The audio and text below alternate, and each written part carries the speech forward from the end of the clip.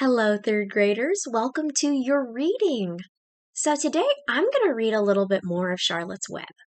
And I want you to do something special for me. I want you to close your eyes. And when your eyes are closed and as I'm reading, I want you to think about, what do you see? Maybe what do you hear? Maybe what do you smell? Maybe what you even taste? Maybe what you feel? I want you to use all of your senses to help you picture in your mind what this scene looks like, what it smells like, what it hears like, what it tastes like, what it feels like. So I want you to use all of your senses when I'm reading this book to you. All right? So have your eyes closed and your minds open and be ready to have that movie playing in your brain. All right? So, chapter is called A Meeting. One evening, a few days after the writing had appeared in Charlotte's Web, the spider called a meeting of all the animals in the barn cellar. Shall I begin calling the roll? Wilbur. Here, said the pig. Gander. Here, here, here, said the gander. You sound like 3 ganders, muttered Charlotte. Why can't you just say here?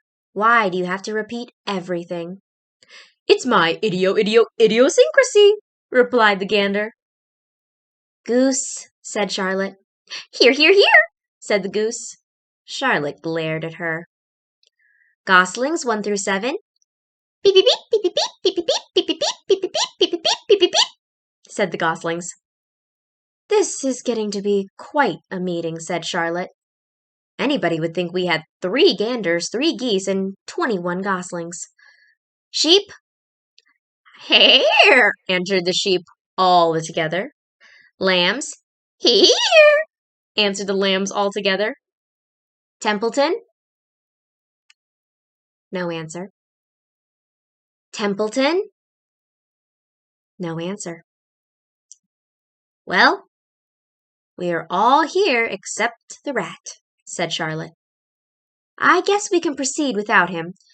Now, all of you must have noticed what's been going on around here the last few days. The message I've wrote in my web, praising Wilbur, has been received. The Zuckermans have fallen for it, and so has everybody else. Zuckerman thinks Wilbur is an unusual pig, and therefore he won't want to kill him and eat him. I dare say my trick will work, and Wilbur's life can be saved. Hooray! Cried everybody. Thank you very much, said Charlotte. Now, I called this meeting in order to get suggestions. I need new ideas for the web. People are already getting sick of reading the word some pig. If anybody can think of any message or remark, I'll be glad to weave it into the web. Any suggestions for a new slogan? How about Pig Supreme? Asked one of the lambs. No good, said Charlotte. It sounds like a rich dessert. How about Terrific, Terrific, Terrific? Asked the goose. Cut that down to 1 terrific, and it will do very nicely, said Charlotte. I think terrific might impress Zuckerman. But Charlotte, said Wilbur, I'm not terrific. That doesn't make a particle of difference, replied Charlotte. Not a particle. People believe most anything they see in print. Does anybody here know how to spell terrific? I think, said the gander, it's a TEEERR RR I double off FF double I double CCCCCCC. What kind of acrobat do you think I am? Said Charlotte in disgust. I would have to have St. Vitus's dance to weave a word like that into my web. Sorry, said Gander. Then the oldest sheep spoke up. I agree that there should be something new written in the web if Wilbur's life is to be saved, and if Charlotte needs help finding words, I think she can get it from our friend Templeton. The rat visits the dump regularly and has access to odd magazines. He can tear out bits of advertisements and bring them up here to the barn cellar so that Charlotte can have something to copy. Good idea, said Charlotte. But I'm not sure Templeton would be willing to help.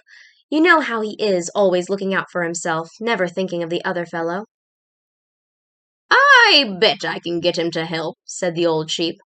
I'll appeal to his baser instincts, of which he has plenty. Here he comes now. Everybody keep quiet while I put the matter up to him. The rat entered the barn, the way that he always did, creeping along close to the wall. What's up? He asked, seeing the animals assembled. We're holding a directors' meeting, replied the old sheep.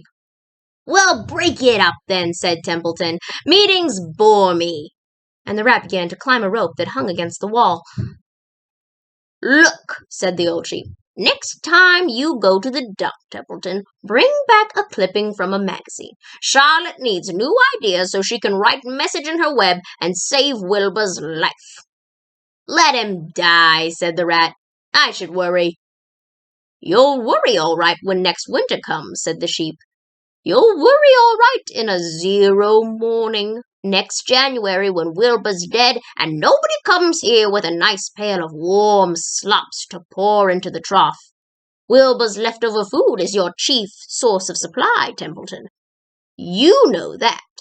Wilbur's food is your food, therefore Wilbur's destiny and your destiny are closely linked. If Wilbur is killed and his trough stands empty day after day, you'll grow so thin we can look right through your stomach and see objects on the other side. Templeton's whiskers quivered. Maybe you're right, he said gruffly. I'm not making a trip to the dump tomorrow afternoon, but I will be soon. I'll bring back a magazine clipping if I can find one.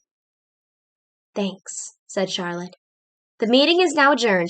I have a busy evening ahead of me. I've got to tear my web apart and write terrific. Wilbur blushed. But I'm not terrific, Charlotte. I'm just about average for a pig.